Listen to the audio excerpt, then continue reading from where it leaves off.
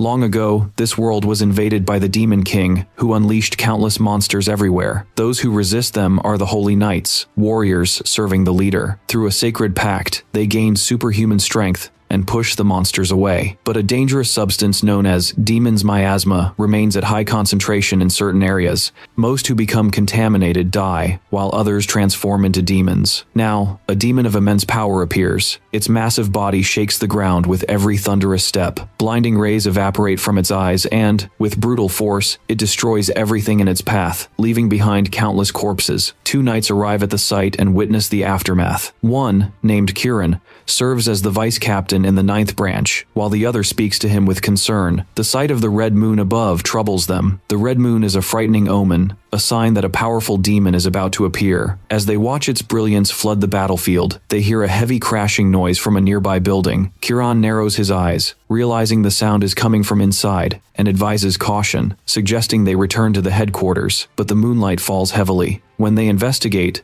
they find only a human baby abandoned before them. The scene shocks Kieran, who mutters in disbelief. It's a human child. 15 years later, the scene shifts to an orphanage. Children are sitting together in the cafeteria eating their meals. Whispers circulate among them, reminding everyone that they can eat in peace only thanks to the Holy Knights, and they agree to consume their food with gratitude in their hearts. Among them, a boy named Laika wonders why his portion is so small, sparking annoyance from another child, although Laika calmly ignores it. While others laugh and eat in groups, Laika sits alone, eating in silence, and watching them where his story begins. Laika explains that when he was a baby, his village was attacked by a demon. He was the only survivor, and was taken in by the Holy Knights to be raised in an orphanage. People find it suspicious that a child could survive such an attack, and the large birthmark on his face is often talked about as proof that he is a monster. After a while, a boy deliberately drops food at Laika's feet, sneering that such scraps are enough for a monster. Laika bitterly reflects that he is constantly suspected of being one of them. Since every child in the orphanage lost their family to demons, their hatred towards him runs deep. The boy then calls a smaller child, one who just arrived the previous day after his parents were devoured by a demon disguised as a human. Filled with sadness, the small one accuses Laika,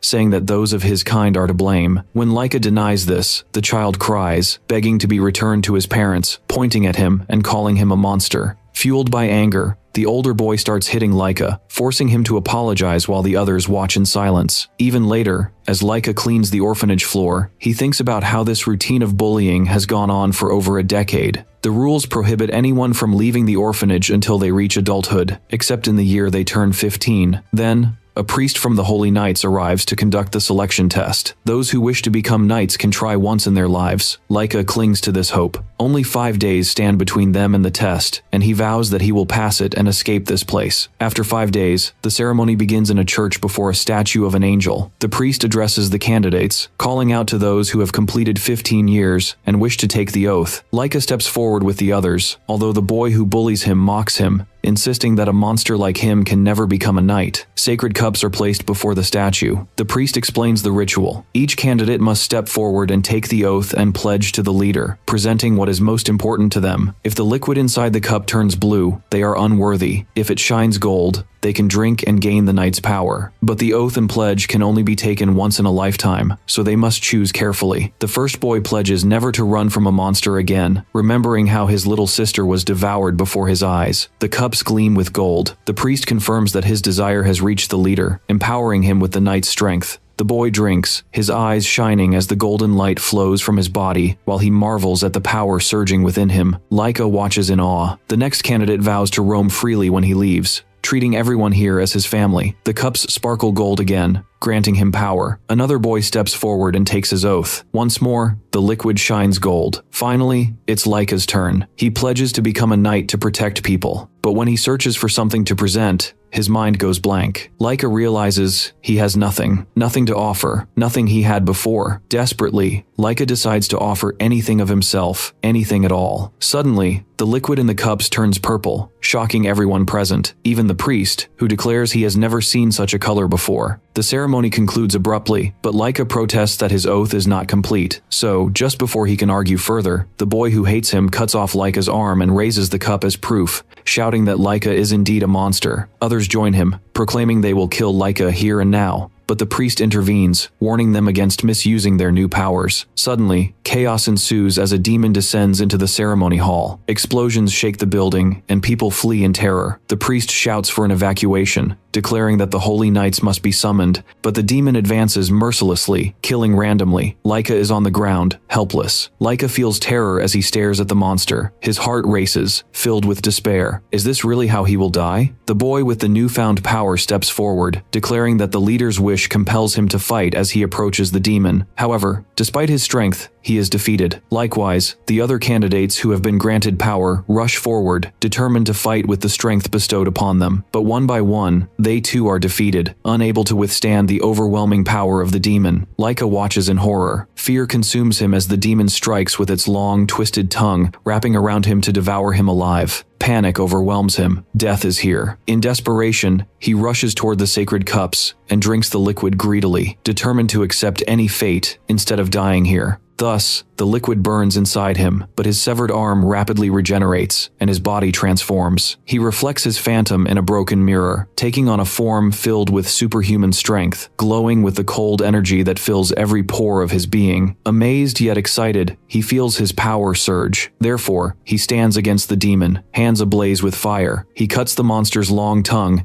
and releases a torrent of power, tearing the demon into countless pieces, until its body collapses in ruin. Exhausted, he falls to the ground. His body sparkles as his strength fades, and as he breathes in disbelief, he notices his arm returning. Confusion and fear mix within him. What is this power? That strange energy? Before he can answer, a sword strikes the remnants of the demon, shattering the corpse to prevent the spread of the miasma. A knight stands with the weapon, apologizing for his late arrival. The priest rushes forward, asking if Laika is the one who defeated the demon. Laika stares in shock as he steps forward, realizing he is in the presence of true holy knights. "You are something special, boy," he comments. "Your defeat of that is a notable achievement. This knight is none other than Captain Arthur." Laika's eyes widen as he notices the massive sword in Arthur's hand. He has never seen anything so large, a magical sword shimmering with its heavy weight. The thought crosses his mind. This is the power of the knight. From behind, Kieran approaches angrily. "Captain Arthur, don't leave us behind." Arthur chuckles lightly, responding that they are simply too slow. Laika thinks to himself that if this person acknowledges him, perhaps he can finally leave the orphanage. Hope surges in his chest as he steps forward, calling out with a trembling resolve that he has always admired the knights and longs to join them. But before Arthur can respond, another boy from the orphanage screams at him for demanding that the captain kill the monster. Arthur narrows his eyes at the boy,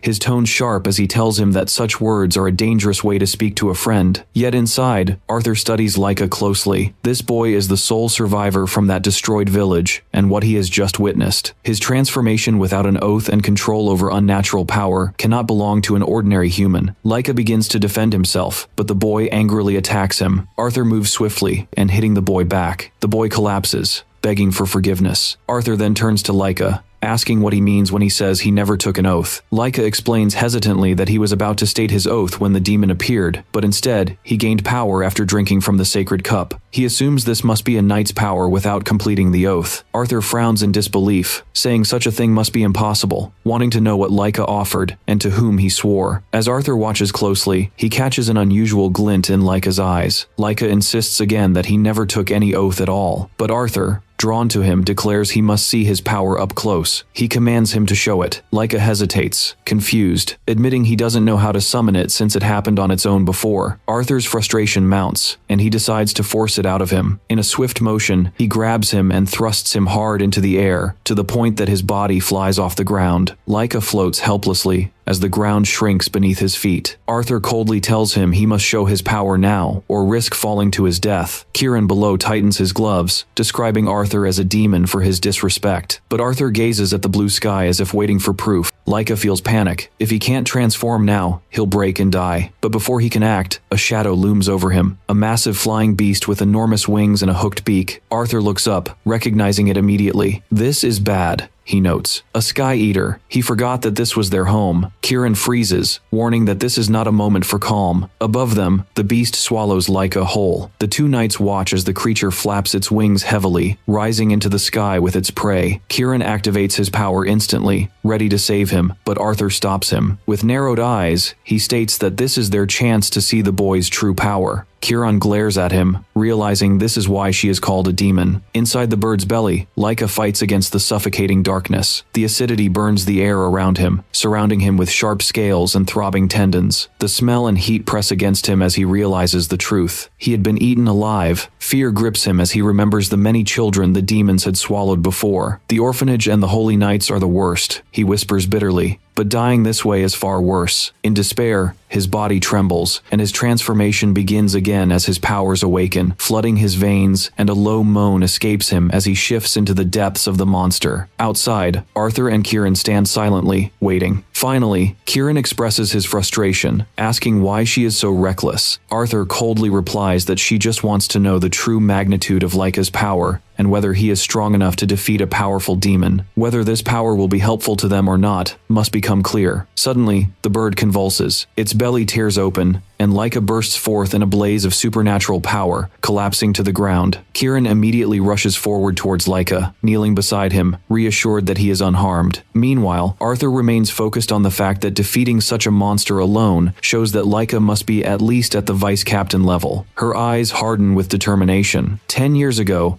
this boy was the infant Kieran had rescued when everyone else refused. Now he has grown, carrying a power that deserves attention. Kieran looks away, overwhelmed with conflicting feelings. Perhaps it would have been better if Laika had died back then, he thinks in secret, but Arthur shakes her head. This child must be taken with them. His unknown power must remain under their watch, because the world cannot bear to let such power roam unchecked. Kieran remembers that humanity has little time left. In such a world, no potential allies can be abandoned. Chariots fly in the sky, driven by powerful winged horses. Inside one of them, Laika is sleeping, his body finally at rest after the chaos of the celebration. He suddenly awakens and sees Arthur sitting near him, her sharp eyes fixed on him. "Tell me you're awake," Arthur says coldly. Laika quickly sits up, confused, apologizing before asking where he is. Turning to the window, he explodes in astonishment when he realizes that the chariot itself is flying through the sky. Arthur explains that they are on a tight schedule, so they left before he could wake up. She adds that she regrets Laika didn't have the chance to say goodbye to the facility. Laika scoffs. Goodbye to the facility, then hopes it means he has officially become part of the Knight system. Arthur confirms that, telling him that from this day forward, he is under their protection. Stunned, Laika asks if that means under her protection. Arthur replies that his existence is unprecedented even for them, and whether he can be trusted will depend on his actions from now on. Arthur extends her hand, and Laika shakes it, even though in his heart he believes that leaving the facility is good enough for him. Kieran, sitting across from them, speaks seriously. He explains that the orphanage building was severely damaged in the recent incident, and the decision has been made to demolish it entirely. The staff and children will be divided and sent to other shelters. Most of those who just took their oaths have died, Kieran adds sadly. He then asks Laika if there is anyone he wants to say goodbye to. Laika only remembers bitter memories of the orphanage and shakes his head. No, not really. Changing the subject, Laika asks where they are going, and replies that they are heading to the Holy Knight's headquarters in the sacred capital. He points out the window and tells Laika to look, and as Laika gazes at the sparkling city beneath the horizon, there are countless knights and trainees like him stationed there. Because in this age, disasters from the Age of Legends can happen at any moment. Age of Legends, Laika asks curiously. Arthur leans forward, pointing to the sky through the window. There, jagged fissures stretch across the heavens, glowing with an unnatural light. Arthur explains that long ago, a rift was opened in the sky, casting demonic matter and monsters into the world. It was led by the demon king from another world, a greedy king who created demons as his soldiers. Through them, he harmed the land, spreading demonic devastation and dishonoring creation. Therefore, the Knights Order of that age pushed him back into the rift, sealing the celestial demons in the north, south, east, and west of the continent. However, the habitable lands for humanity significantly shrank due to that conflict. Arthur admits that even now, they do not fully understand the matter, but what they do know is one thing: the rift widens every year, and the Knights cannot stand against it. Arthur moves closer to Laika, her gaze eager. She says, "I have high hopes for your power." Laika stiffens, shocked. "High hopes for me?" he asks. Arthur holds his chin slightly, studying his eyes. She remembers the light burning within him when he transforms, and his sword of fire, exploding, and the regeneration of his severed arm. Such powers she has never encountered before, deeply intriguing her. Arthur confesses that she still doesn't know what he offered in exchange for his oath, but now, She wants to use that power beside them for the good of the people. Laika nods eagerly, agreeing. At that moment, Arthur opens the chariot door. Without warning, she throws him into the open space. His body drops, but instead of crashing to the ground, he descends gently. His body feels strangely resistant. He gets up on his feet, amazed, exclaiming that he feels no pain and that the power he has now is unknown to him. High above, Arthur watches calmly, explaining that everyone who forms oaths receives two forms of power. One is their unique power, like her sword or Laika's transformation. The other is protection, a gift that greatly enhances physical ability beyond ordinary limits. Being a knight isn't just about killing monsters, she adds. Their work also involves cleansing the world of filth. She points downward, saying that cleaning up that garbage down there is your first job. When she finishes, she tells him to go to the city and not to lose his way. Laika frowns, confused, when he hears footsteps. From among the trees, several men appear bandits. One of them mutters that the sky chariot has already left, wondering who this boy is wandering alone in the woods. Another scoffs, deciding he must be an abandoned child or an orphan whose parents were killed by demons. It doesn't matter, says one, as long as he's sold, pointing at Laika. Laika's thoughts freeze as he notices the children behind the bandits, their hands bound and their faces pale with fear. He tries to step in to rescue the children, but one of the men roughly grabs a small captive, warning Laika to stay back if he doesn't want the boy to get hurt. He indicates that the child's fate depends on where he is sold, but Laika stares at the children, memories of his own stolen childhood flooding back. Flames ignite within him. As one of the bandits yells at him to move, Laika steps forward instead, his voice sharp. Let these children go, you scoundrel. He remembers Arthur's words. This is my first job as a knight, and I will handle it here and now. The bandits cast their eyes on Laika. Their leader scoffs. Who is this boy? Is he also with the knights? He sneers, drawing his sword, and continues. It doesn't matter. He's in our territory. That makes no difference. As they rush toward Laika, their weapons glinting. But before they can strike, Laika disappears from their sight. In the next moment, he appears beside the kidnapped children. He crouches down and speaks gently to them, telling them to stay quiet, causing the bandits to stumble in shock. How did he disappear all of a sudden? One asks blankly. They attack again, randomly, and again, Laika vanishes and appears elsewhere. Their eyes spiral in hysteria until one of them spots him. There, two of them growl, raising their bows. Arrows fly through the air, followed by violent screams, "Die!" But before the arrows reach him, his body seems to ignite with immense power. Flames explode and coalesce from his skin,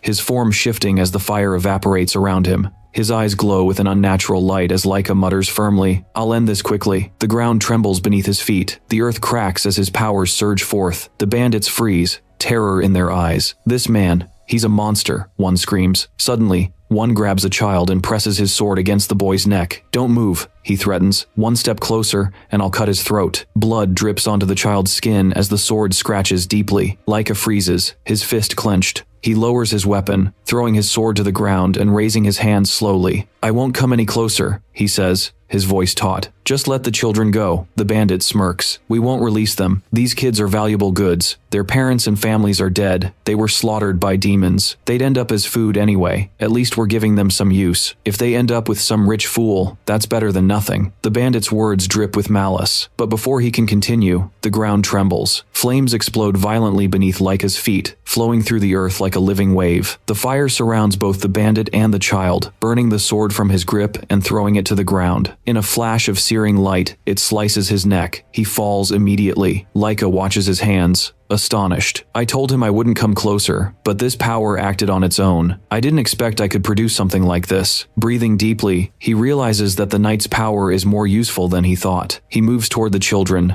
bending down before them. They tremble, their small bodies stiff with fear. He softens his voice, trying to calm them, but exhaustion washes over him like a wave. His vision blurs, and his power fades. He collapses heavily to the ground, unconscious at their feet. The children cry and shake him desperately. After hours at the knight's headquarters, Kieran stands stunned as he pulls Laika through the gates with the children. "There you are. Wait, what's all this?" Kieran asks. The children explain that Laika saved them, but after entering the city, he lost consciousness. Kieran sighs and lifts Laika onto his shoulder, saying that causing trouble for the people who saved him is unacceptable. "That's one mark against you, so what are we to do with you?" From inside the hall before them, golden light spills out, and a group of powerful figures steps forward. Fran, the head of the second branch, approaches with a gentle smile. She looks at Laika's sleeping face, saying, "He's incredibly cute like this. I'll give him a very weak mark." Kenneth, the vice president, crosses his arms. "Look at him. He looks like a fool while sleeping," says Grift, the head of the fourth branch, ridiculing. "To wear yourself out just on a cleaning job is utterly ridiculous." Jack, the head of the sixth branch, laughs and shakes his head. "People say he's a monster, as if he's a killer. That's truly disappointing. Well, let's wait and see what he does from here." Finally, Arthur, the leader of the night team, steps forward. Her voice carries authority as she addresses everyone, saying, "For an evaluation of a novice who has completed his first mission, you are all rather harsh. His missions will continue as planned. Well then, let's wait to see greater growth from him next time." On the morning of the next day at the night rank headquarters, breakfast is served. A long table is covered with plates of food, much more than Laika has ever seen in his life. His eyes widen with excitement as he realizes that it's all for him, and he eats greedily. Fran, the head of the second branch, offers him a cup and then moves on to serve others. Laika feels at ease, thinking about how different this place is. No hitting, no food waste, just good food and quiet. The new uniform on his shoulders makes him more certain that he is finally free from the orphanage. His moment of short comfort ends suddenly when Kenneth, the vice captain of the second branch, appears out of nowhere. He watches Laika with a sharp glare, calling him Ryuka, the new name given to him at the Knight's headquarters. Impatiently, Kenneth orders him to follow, his tone harsh and dismissive. Laika is annoyed by the sudden intrusion, questioning Kenneth's behavior, only to realize that this man is nothing but the vice captain. Kenneth shows no interest in small talk. His intention is clear. He wants to see if Laika is useless garbage or something useful. Fran, who is helping with the meal, is also called over. She sets her plate aside and follows him with a cheerful comment, while Kenneth urges her to hurry. The three of them head toward the forest, where the atmosphere shifts from calm to tense. Fran reminds Laika that the objective of today's mission is simple. Everyone must return without injuries. Yet, in his mind, Laika struggles to reconcile her sweet demeanor with her high-ranking leadership role, until Kenneth explains the situation. That morning,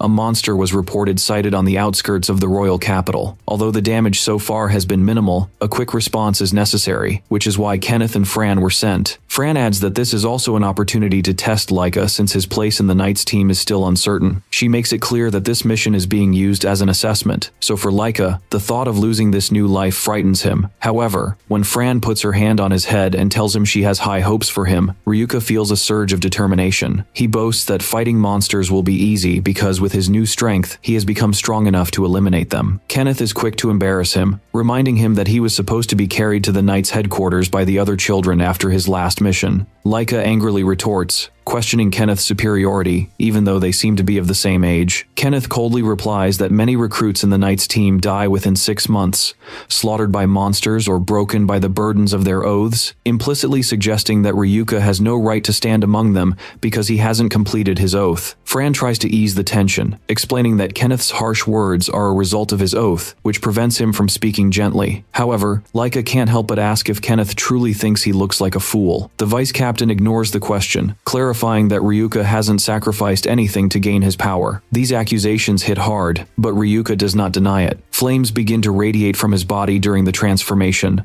declaring through his actions that even without an oath, he is ready to give everything he has to remain in the Knight's team. The thought of returning to the orphanage fuels his determination. He silently vows to endure any trial, to bear any pain, and to use his powers to establish his place. Energy dances in the air as Kenneth releases his power too, and the pressure between them is sharp and fluctuating, both caught in a silent contest of will, standing in full transformation. Fran watches their standoff, admiring their energy, but reminds them that it needs to be directed towards the mission. As the fire rises around them, it is cut through by a rustling sound. In the treetops, dozens of monkey-like monsters take a stance to pounce from the branches, their eyes glowing with hostility. The forest suddenly fills with the vibrancy of danger and the start of a real battle. Then, in a sudden rush, one drops down in front of the three, crashing heavily to the ground. Ryuka barely dodges the monster's strike. Surprised by its closeness, Kenneth reacts instantly, killing the creature, its body exploding and leaking a strange purple liquid as it crashes into a nearby tree trunk. The wood begins to rot and collapse,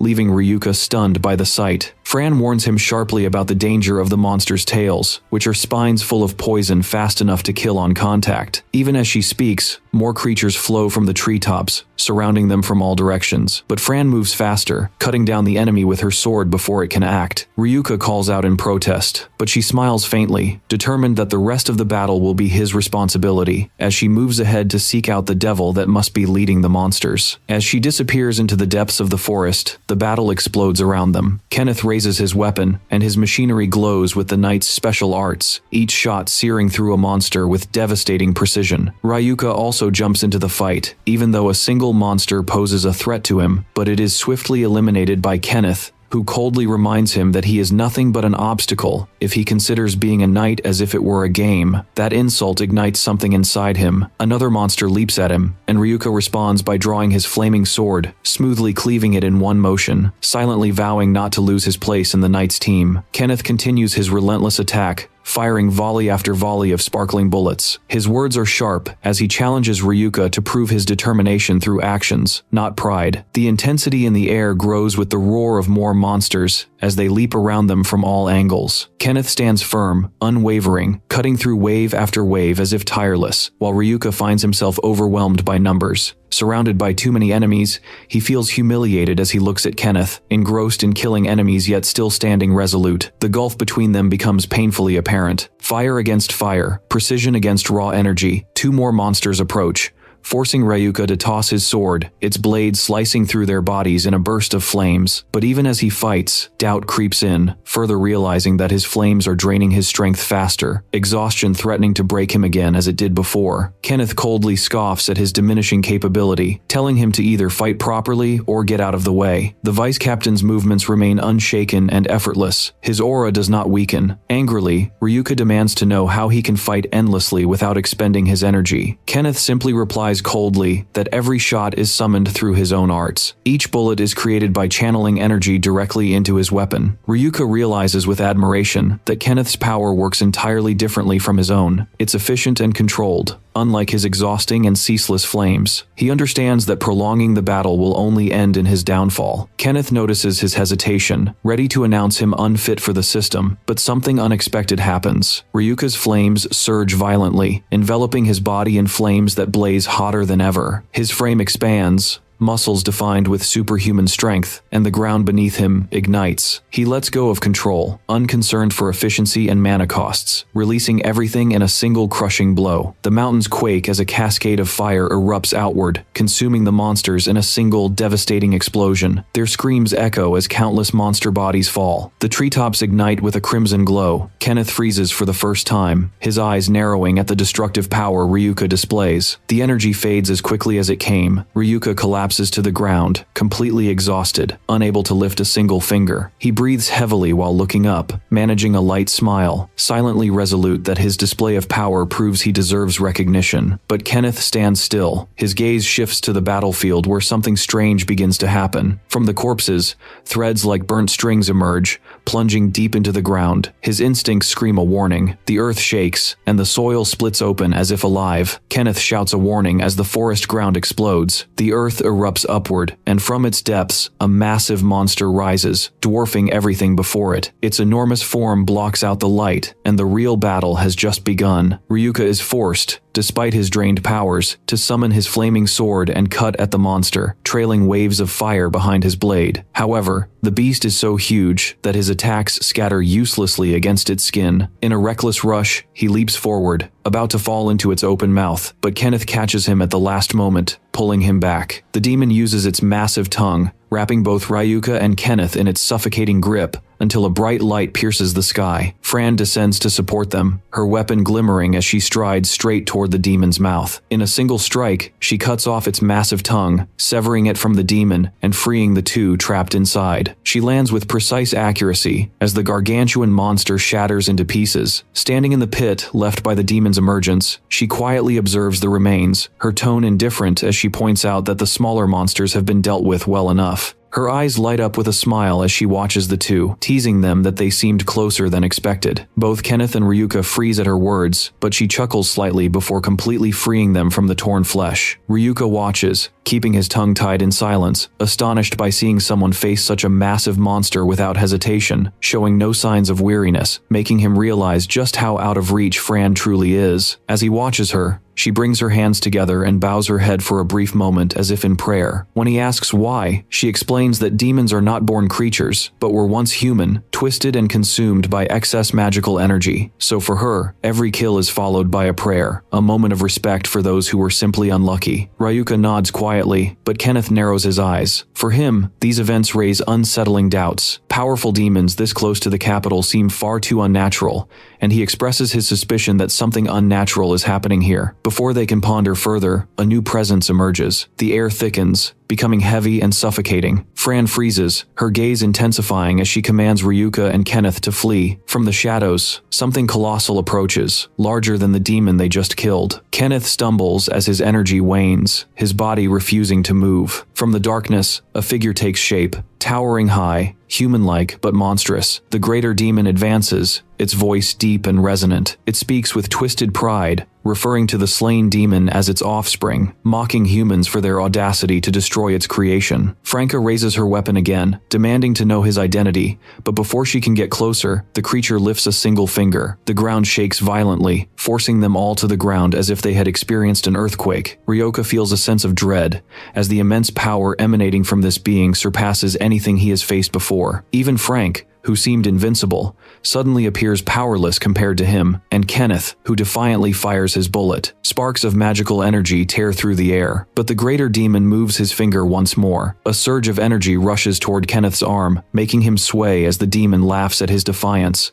calling him a foolish child. Black flames erupt around the demon, burning the air created from nothing, as he declares his intention to reclaim what he has lost. With terrifying ease, he summons the mangled remains of his lost child. Threads of energy pull the scattered pieces together until the creature is reformed, stronger, more grotesque. Its aura is deadlier than before. Ryoka stares, horrified, his mind barely able to comprehend what he is witnessing. The greater demon finishes his work, then commands the reformed beast to attack. The beast obeys without hesitation, snatching Frank in its massive hand and lifting her into the air. She struggles against his crushing grip, but it holds her tightly, while her body hangs limply. Ryoka's heart races as he watches, his mind returning to her earlier words. The promise that everyone would make it home safely, her gentle encouragement that she has high hopes for him, and seeing her trapped and in pain tears something inside him. Ryoka screams in despair, but the greater demon merely turns his gaze toward him. Bright lights and flames explode from his eyes and body, emanating as if from hell. The ground shakes beneath his feet as he unleashes his wrath. Blazing waves rush forward, aimed straight at Ryoka, forming a fiery sphere in the palm of his hand before he hurls it forward. The sphere crashes into the demon holding Frank, piercing through its brutal flesh and forcing it to release her. Frank falls free, terrified, yet relieved, while Ryoka swells with uncontrolled energy. His body lights up, expanding in shape,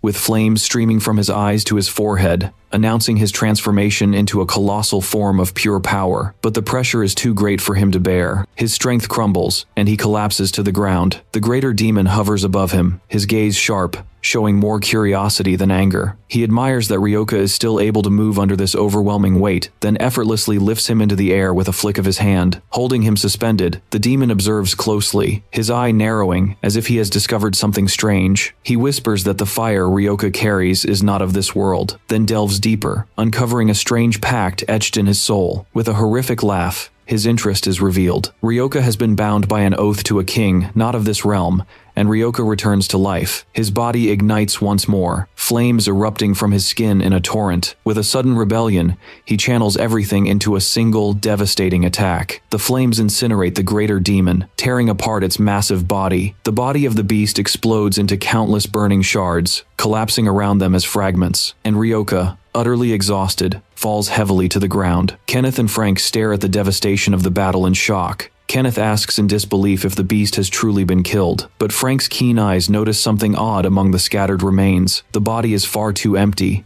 unreal. She realizes with horror that what they destroyed was merely a puppet controlled from afar. She bends down beside Ryoka, and Kenneth tries to wake him, while Frank reassures him that all that happened was that he fainted, but her gaze remains fixed on the scattered pieces of flesh, anxiety gnawing at her. The idea that someone could create demons with such immense power is terrifying, and her thoughts revolve around one possibility. Could this be the work of the legendary sorcery master, the distant ruler Tempest, who strayed so far from the battlefield? Inside, a quiet room in the city, another story unfolds. A young girl enters, calling for someone named Ashi, a man reclining on a couch with a book sprawled across his face. He apologizes gently as he sits up, admitting that he had been dreaming, though the dream left his heart oddly disturbed. The girl teases him for being a clumsy adult, easily swept away by jest. With a flick of his finger, he makes tea pour into a cup, effortlessly wielding his magic. She chides him for using his gift carelessly, but he simply smiles, gazing into the open sky. The sky cracks above him, and with calm anticipation, he remarks that something exciting will happen soon. Back in the forest, Kenneth carries Ryoka on his shoulders, encouraging him to hang on as they approach the royal capital. Ryoka regains consciousness briefly, the words of the greater demon echoing in his mind. The terrifying claim that something unimaginable bound him in a pact with a ruler from another world. In the royal capital, Ryoka lies unconscious at the center of a subterranean room in the Knights Organization headquarters, surrounded by the leaders and deputy leaders in a circle around him. The air is charged with unease. The observing commander scrutinizes the hero closely, breaking the silence by acknowledging that this boy has indeed forged a contract with a ruler from another world. Soon, the fourth branch leader, Griff, expresses concern, pointing out that if this is true, such a link threatens the very foundations of the organization. The sixth deputy leader, Jack, offers a competing perspective. He notes that despite the risk, Ryoka generated colossal firepower in the last battle, suggesting that such power could be immensely beneficial to the organization. The ninth leader, Seer, follows with cautious agreement, reminding the others that Ryoka has already proven himself in battle. Accepting the words of an unknown man without evidence would be reckless, but Deputy Leader Gavin cuts into the discussion,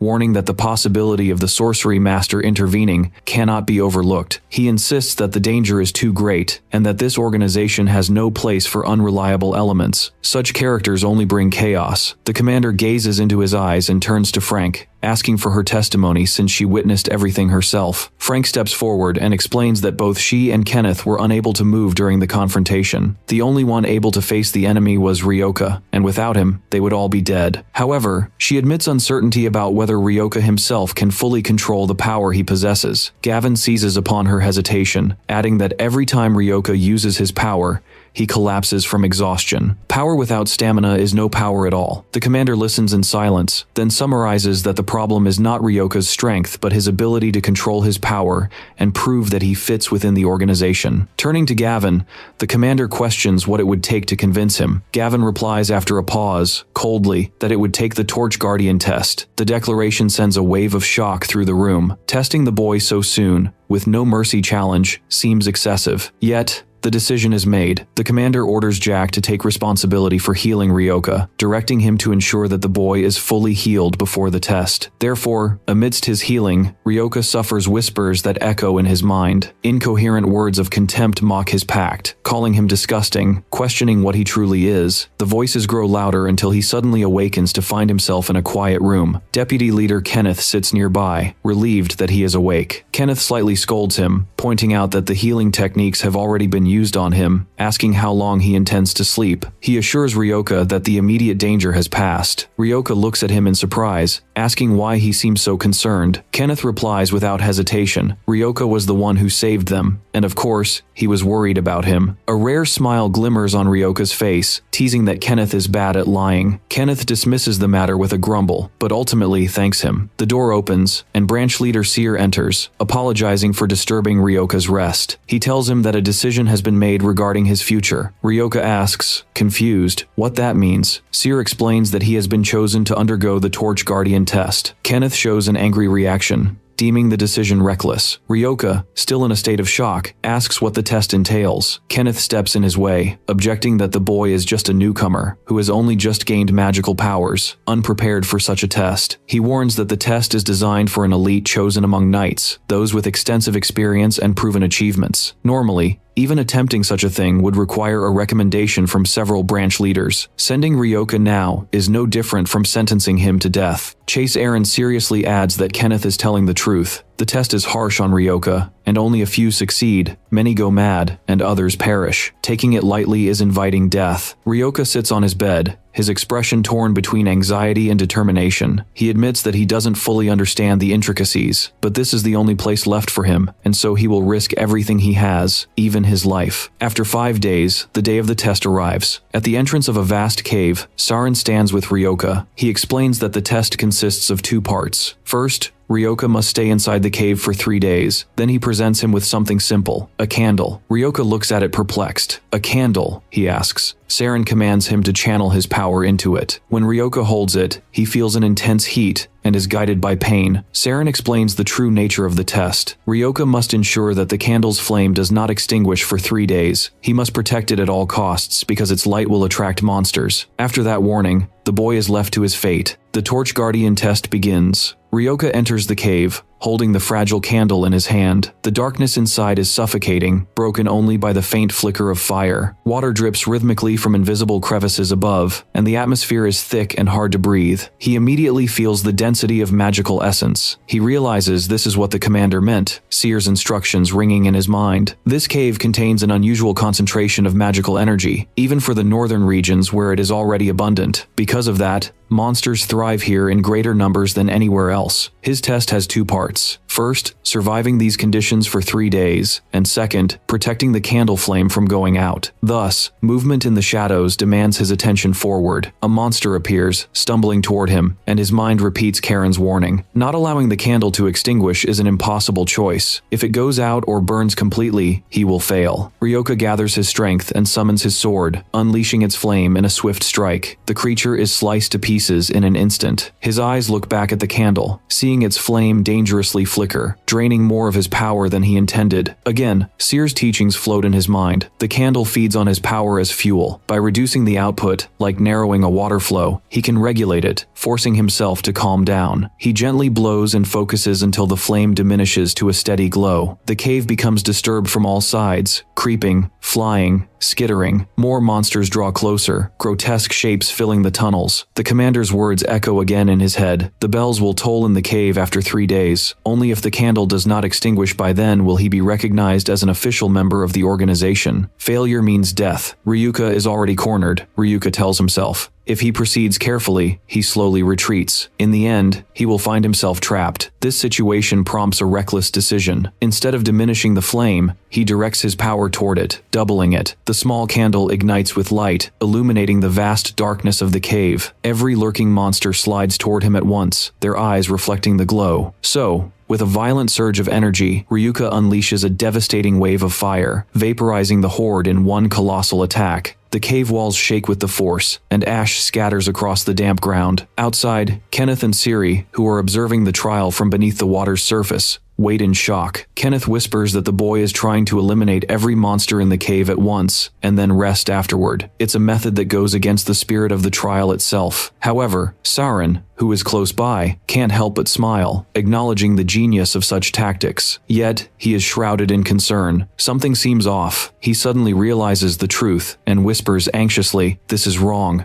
This is a being that should not exist here." Inside the cave, Ryuka steadies the candle, its flame still burning brightly. He admits that he has eradicated many monsters with his strike, and promises to keep the flame small from now on, reserving his power for the days to come. However, as the flicker intensifies, the ground shakes from the darkness before him, and a massive figure emerges. It is a huge, multi-legged monster, with numerous arms, each wielding a sword. At that moment, Ryuka freezes, his eyes widening, the weight of its presence pressing down on him. The leader watching from afar recognizes him immediately with a sharp frown. There is no mistake, this is Bursar. So Ryuka tightens his grip on his sword as light flows from his body. The blade shimmers with the refined energy of the knight's power, a weapon designed specifically to subjugate monsters. The real trial is just beginning. Saren calls to Gavan. His tone is sharp. Gavan is sitting at his desk, and Saren accuses him of orchestrating this matter, turning an experimental weapon designed to fight monsters into a test within the trial of the flame. Gavan replies coldly, denying responsibility. He insists that it was just a test of the Bursar model, pointing out that the adjacent forest was simply convenient and that the location of the cave was a coincidence. Saren refuses to accept the excuse, pressing him further, but Gavin cuts the tension with a cold certainty. He reminds him that the test aims to measure every difficulty and unfairness. If the boy can't endure it, it's his fault. There's no need for a candidate who can't hold up under such circumstances. Saren sighs deeply, hiding his frustration. He has no choice but to acknowledge the truth in Gavan's words, and Fran enters the room, carrying a tray with a teapot and cups. Seeing the branch head descend to a servant's role earns a comment from Gavan, but she brushes it aside, pointing out that it's just a simple hobby. When she asks him how much sugar he prefers,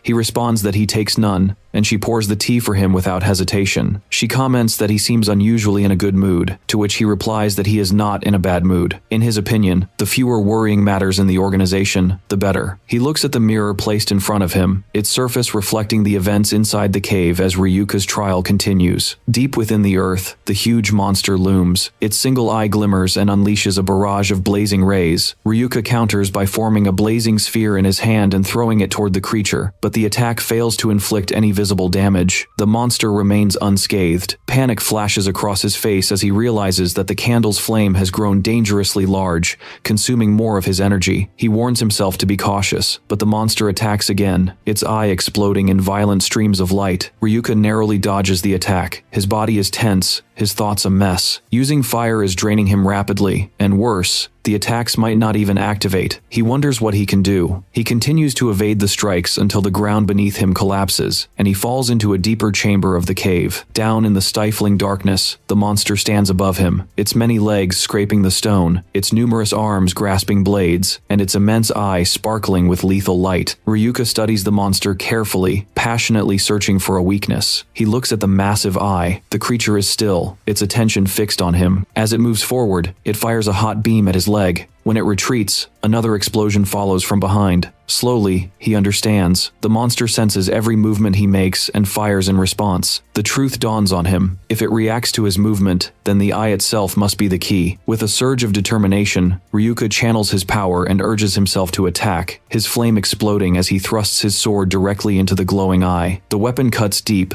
and the creature writhes violently. Ryuka strikes again and again, unleashing all the power he has until the eye bursts and the body collapses, its many arms falling lifeless to the ground. Nerves dangle from the devastated weapon as Ryuka rips the free limbs away and tosses them aside, leaving the monster in scattered pieces across the cave floor. Gavan watches through the mirror. He freezes. His expression reveals a glimpse of concern over Ryuka's success. Meanwhile, Fran, on the other side, smiles with quiet pride. Her tone is light as she praises the boy's performance. She notes that the weapon still needs refining, but Ryuka's use of his power is impressive. Thus, Gavan masks his concern by requesting sugar, and Fran obliges, smoothly stirring it into his tea. He drinks deeply and then empties it, reminding her that the branch head shouldn't waste time idly. She bows, acknowledging his words, and apologizes to leave him alone. Gavan looks back at the mirror. His voice drops to a cold whisper as he admits what has just happened. This victory was nothing more than securing. The cave itself, with all its dangers, is far from done, and it won't let the boy escape alive so easily. On the third day of the Flame Guardian trial, Ryuka sits in the stifling darkness, gripping the candle tightly in his hand. His breath is ragged, and his body trembles from exhaustion. The flame dances gently, about to extinguish. He stares at it, muttering in his mind that the bell has not yet rung. Only a small part of the candle remains, and his personal strength is on the verge of running out. At that moment, out of the corner of his vision, he notices movement. At first, he doubts himself, but the truth becomes undeniable. The flesh of the slain monster is moving. His eyes widen as the scattered remains begin to crawl together, intertwining and weaving themselves into new shapes. Various monsters emerge from the regeneration, deformed and merciless. He realizes that the dense focus of magical energy in the cave is forcing this unnatural rebirth, and despair begins to creep into his thoughts. Before panic can overtake him, the bell finally rings. The words of Commander Siri echo in his mind. As long as the candle remains lit until the bell rings, the trial will be over. Telling himself he must run and sprints with all his remaining strength. The candle's flame is so small that a single touch could extinguish it. However, behind him, the new monsters track him in a wave. So he pushes forward, each breath a struggle, feeling his back burn from a surprise attack. Pain spreads through his body, but he tells himself to hold on a little longer. Finally, the cave exit emerges on the horizon. With the monsters closing in from all sides, he he bends low, forcing his exhausted body to crawl through the exit. At last, he collapses outside. The dim light of the candle still glows in his hand. Commander Siri kneels beside him, lifting his body. He tells him, "Time is up." Ryuka, barely grasping what is happening, moans in disbelief, whispering if it's really over. Siri confirms it in a steady voice, noting in silence that Ryuka has endured better than expected. Ryuka faints in his arms, and at last, the trial is over. When Ryuka opens his eyes again, he sits upright in a chair in the middle of a vast ceremonial room. The hall glimmers with holy light, surrounded by leaders, vice leaders, and knights of all ranks. Confused, he mutters about the place. But Arthur, the leader of the Holy Order, explains with authority. It's the celebration room where the rite of passage takes place. Through it, they reveal their oaths and weapons to affirm trust with the new recruit. One by one, the knights step forward. Terran, captain of the 9th Squad, declares that his oath is to never marry. Fran, captain of the 2nd Squad, steps up and states that her oath is to forego food for life. Kenneth, vice captain of the 2nd Squad, stands firm and announces that his oath is to never lie. Grift, captain of the 4th Squad, presents his oath by dedicating his arm. Jack, vice captain of the 6th Squad, vows to remain a virgin for life. Togavan, vice captain of the Holy Order, reveals his oath of not sleeping and swears that his armor will never forgive betrayal against the Order. Finally, Arthur, the supreme leader,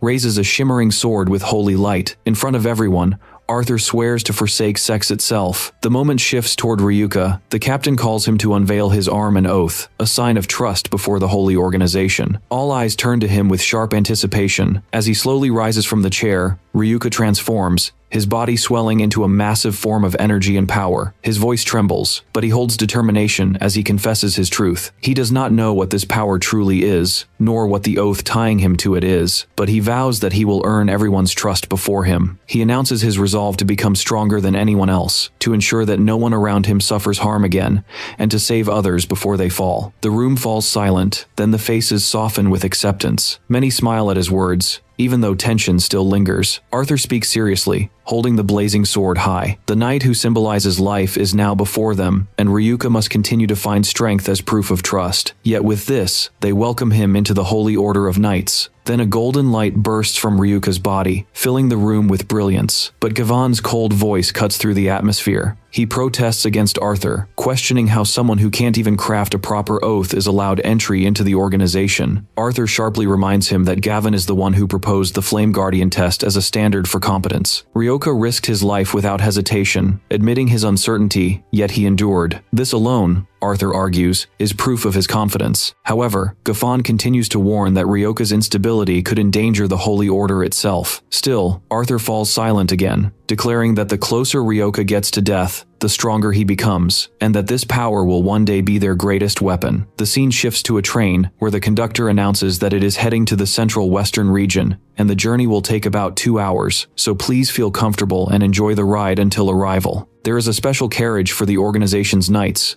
including Ryoka, Kenneth, and Captain Jack. Ryoka happily expresses that he still can't believe he has officially become a knight of the organization, and that his days of misery in the care home are over, as well as the bullying from his peers. He believes life will be better and easier in the coming days. The hostess asks for permission to serve some food to the knights on board, and Ryoka requests to have some food too. However, he realizes he doesn't have any money to pay for it. The hostess replies that there's no need to pay for the food, as it is a special gift for him. Ryoka is thrilled and says it's wonderful to be a knight in the organization, but Jack replies that he shouldn't think of it as free food because the knights pay for it with their lives. Ryoka understands then that this is why people respect the knights and why they are a great hope for the common people. He starts eating. Ryoka continues to address Jack, saying that once a knight joins the organization, they must act without hesitation. Jack laughs at Ryoka's words, calling him an amusing beginner. Kenneth asks why they were sent to the west, supposedly under Captain Jack's command. Jack explains that they were moved because the monster activity has increased significantly in the western region, prompting requests for reinforcements and troops to support the knights in that area. Ryoka responds, realizing this is the reason so many knights are with them in the train carriage, and that most of them are beginners like him and part of the support team. He sarcastically questions why Kenneth is with them in the support forces, being the supposed deputy of the captain of the 3rd sector. Ryoka mockingly states that he was demoted from his position. Kenneth gets angry, insisting that Ryoka's claim is incorrect and that he came with the support team at the request of his leader, Viran, who asked him to ensure Ryoka's safety. Jack laughs at the bickering between Ryoka and Kenneth. Then Ryoka says to Jack that there is something troubling him since the ceremony of his official knighthood and that Jack promised he would remain exempt from certain duties. Is that acceptable as a promise? Jack replies that Ryoka's question is strange but answers that his thinking is naive. If Ryoka made a promise like Jack's, then his promise wouldn't be accepted. The value of a promise is determined by the nature, character, and life of each knight, and Jack's promise regarding his life is very strong. A beginner like you, who has never known love, will not understand the value of my promise, and it is linked to the significance of the sacrifices of each knight. He gives an example that her vow was never to eat, and the difficulty of this vow isn't that food is a necessity, but certainly food has a much deeper meaning for her, which is why her vow of abstinence from eating was accepted. Ryoka understands Jack's explanation, but then he questions what about their leader, Arthur, whose vow is to renounce her gender. Jack responds that Arthur is a true princess, and the leader of the knights always comes from a royal family. The previous leader of the organization was her brother, and Arthur succeeded him, becoming the leader and giving up her life as a princess since her birth. This is a significant sacrifice for leader Arthur, making Ryoka understand why leader Arthur possesses great powers due to her enormous sacrifices. Kenneth then punches Ryoka, explaining that the vow and its integrity are related to the heart and life of each knight, so he should not interfere in another knight's vow and sacrifice. If he is worthy of knowledge, the knights will share their vows with him, and Kenneth and Ryoka get into a funny tussle. One of the train's attendants enters the carriage, welcomes the knights, and thanks them for joining them on the train, introducing himself as Doga. One of the hostesses expresses surprise, wondering why there isn't another attendant on the train with that name.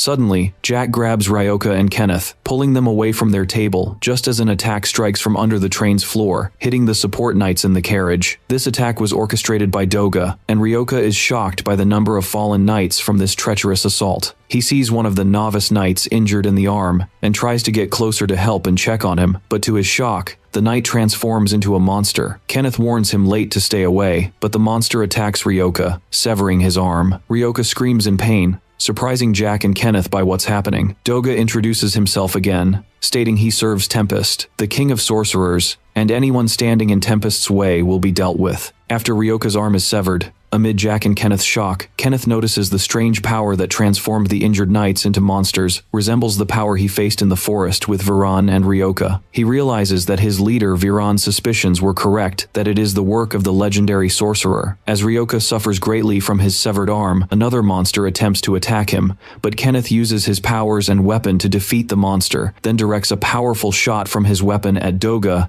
hitting him in the face and knocking him to the ground. Jack uses his magical powers to heal the wounds and summons a fairy capable of healing wounds, entrusting her with the task of healing Ryoka. She launches to retrieve Ryoka's severed arm and returns it to him for healing, successfully reattaching the arm to Ryoka's body and healing him. Ryoka is amazed by her extraordinary ability to heal wounds. Everyone is shocked by Doga, who received a strong blow from Kenneth that knocked him down, and he applauds, expressing admiration for Jack and the fairy's ability to heal Ryoka's severed arm, affirming that what is said about the knights' incredible abilities is indeed true. Although they are human, the knights of the organization possess magnificent powers and skills. Doga, now with a bruised head from Kenneth's attack, also heals himself and states that despite the knights' strong abilities, they will be killed by their fellow knights who have turned into monsters, mockingly blaming them for the tragedy. The monsters begin to attack Ryoka, Kenneth, and Jack with powerful and swift strikes, as their transformation into demons has significantly heightened their physical abilities. The three knights fight the monsters, and Doga mocks them, stating they are in real trouble because if they cannot overcome the demons under his command, they will move on to kill civilians in the other train carriages. While one of the demons tries to attack Ryoka,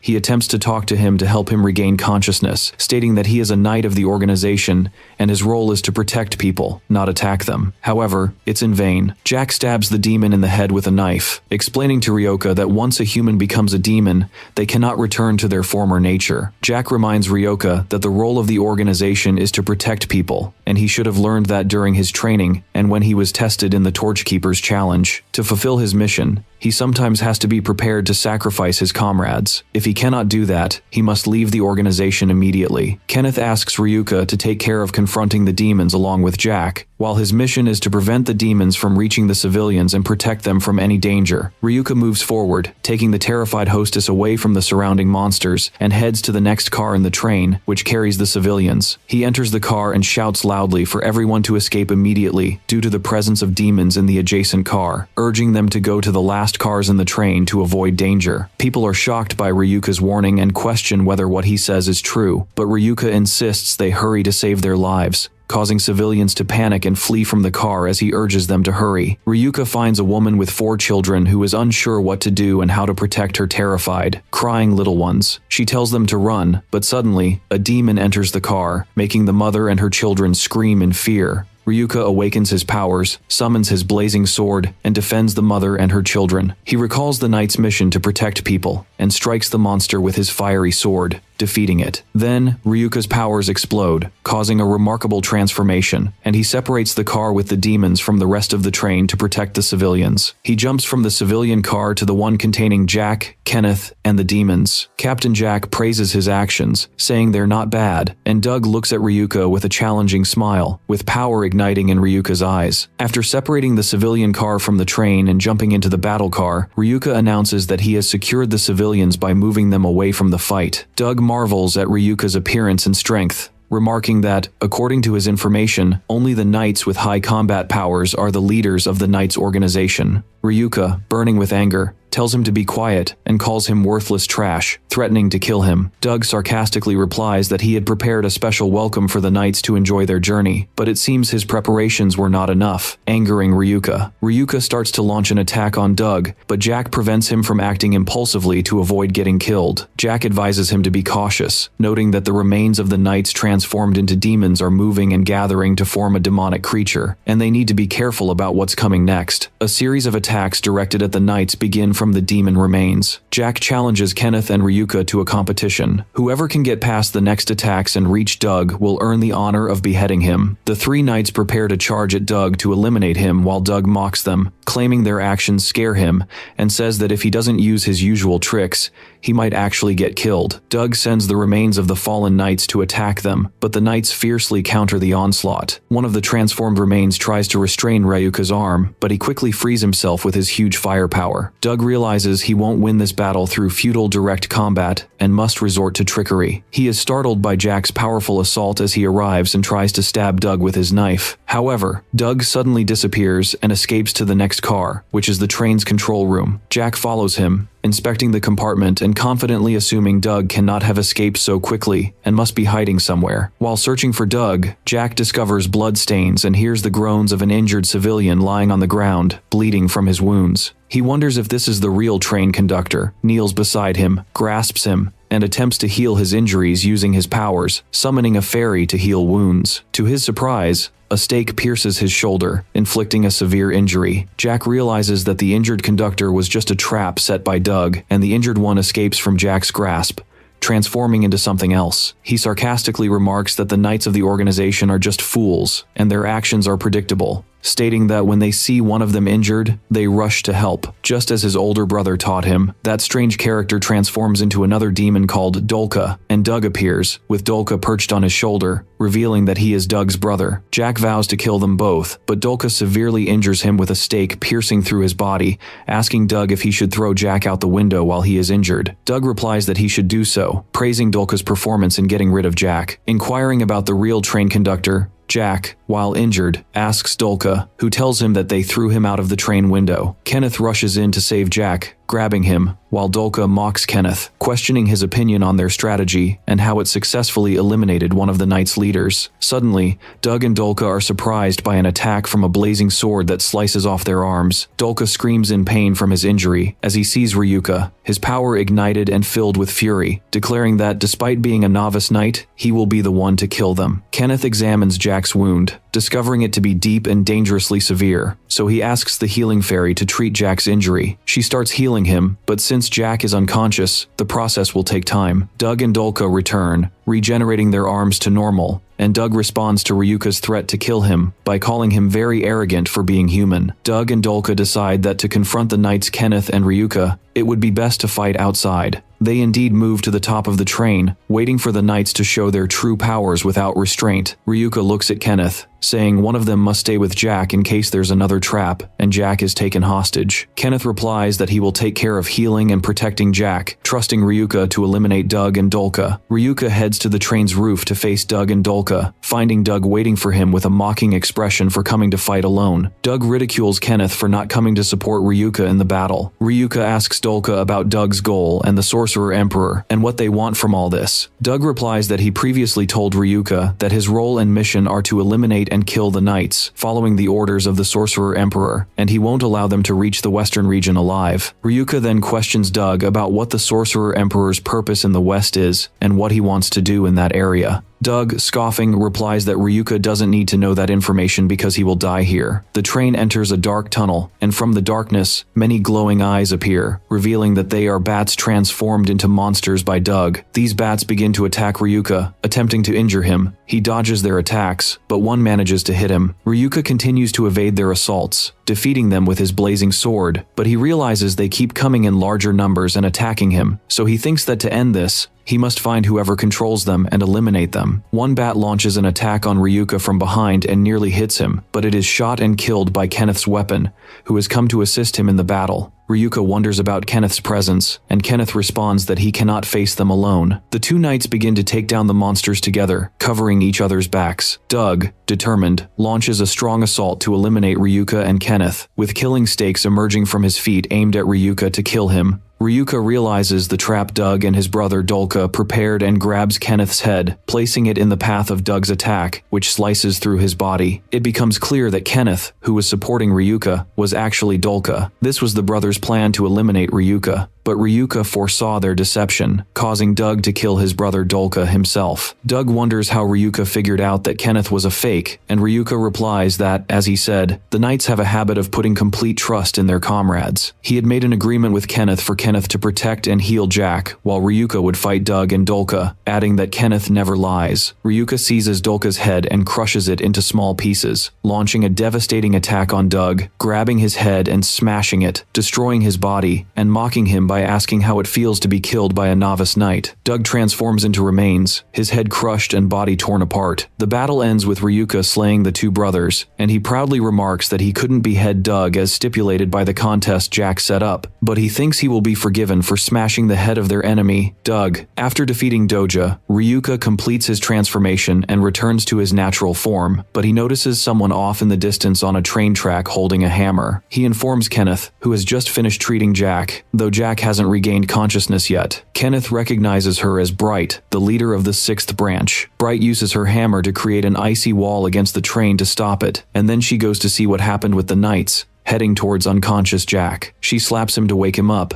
and he is surprised by her presence. She asks him for a report on what happened during their journey as soon as he wakes up, and Jack, caught off guard by her arrival, asks her why she is here. Jack explains what happened during their journey and their confrontation with Doja and his brother, while Kenneth and Ryuka whisper that she is different from what they had imagined. Bright then summarizes their situation, stating that the support forces from the knights have turned into demons and were all killed, leaving only the 3 of them, and discusses their confrontation with Doja and the master serving the legendary sorcerer she mentioned. Immediately, Bright gives instructions to her knight team to inform the main headquarters of the organization that the support forces have been wiped out and requests emergency reinforcements. She instructs them to head to the civilian train to protect it and ensure their safety, and she asks the 3 knights to accompany her, saying she has information about the legendary sorcerer, including his location and where he might go, asking for their help to track him down. Ryuka asks Kenneth about this legendary sorcerer, wondering if he is the same one they encountered before in the forest, and if he is that well known. Kenneth replies that he is not an expert on such matters, but explains that he is a legendary figure from long ago, who, with his magic, opened a gateway in the sky, summoning the Demon King who transformed humans into demons, and his constant goal is to spread chaos. The 4 knights then set off towards the sealed temple in in the desert because, based on the information they received and what happened with the knights on the train, the sorcerer is planning something bad and to meddle with the sealed temple of demons in the desert. Ryuka questions whether the demon temple is just a myth, but Kenneth responds that long ago, when the knights faced the demon king summoned to invade the world, they defeated him and cut his body into pieces.